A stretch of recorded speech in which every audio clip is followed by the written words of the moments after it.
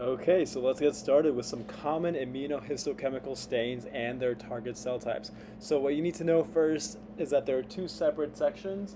We will just be focusing on the intermediate filaments. So basically what they're going to ask you is that they took a biopsy and it is positive in either something like vimentin or Desmin, and all you have to say is what kind of cell type it is. So the first one that we have here is keratin. Keratin is really easy. I feel like by the end of your studying, you'll know it like down cold that it's epithelium.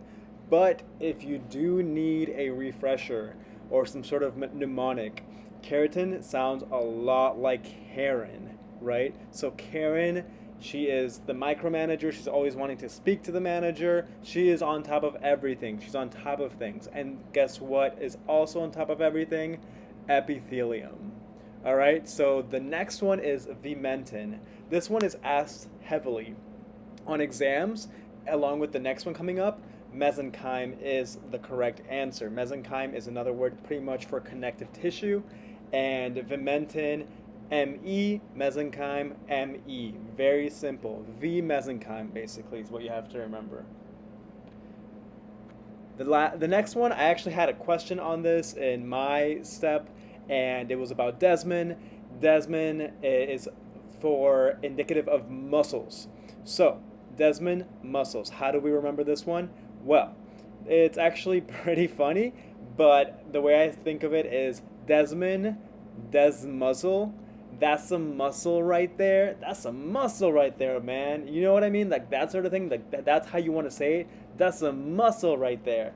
So des muscle, des muscle. Don't confuse it with vimentin, which is Me, mesenchyme, des muscle. That's a muscle right there, man. You will never forget it, I promise you. All right, so moving on to the next one. Here we have GFAP. Now, GFAP is very high yield as well. It regards neuroglia. What are neuroglia? Basically, it's the connective tissue of the brain. Neuroglia can be divided into 4 different types. Oligodendrocytes. It can also be microglia, which are the macrophages of the brain. Ependymal cells, not sure if I spelled this one right, but as also ependymal cells, which line the ventricles. And last but not least, astrocytes. And so any kind of tumor cell that originates from these 4 cell types, they're called neuroglia, and they will be GFAP positive. Okay? Now, how do we remember this? OMEA doesn't really have a good anagram for anything, but what if, for whatever reason, we decide to add G in the middle of it, right? So what if we add OMEGA, and G stands for what? Oh yeah, GFAP, right? So you will never forget it. Think omega, mega neuroglia, omega is the acronym. O for oligodendrocytes, M for microglia, E for ependymal cells, G for GFAP, A for astrocytes. Don't you love it? Alright, so here I am just typing it in. Super simple. Fast forward this part.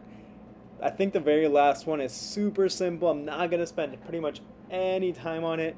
Neurofilaments equals neurons. Neurofilaments equals neurons. So basically, what is glia?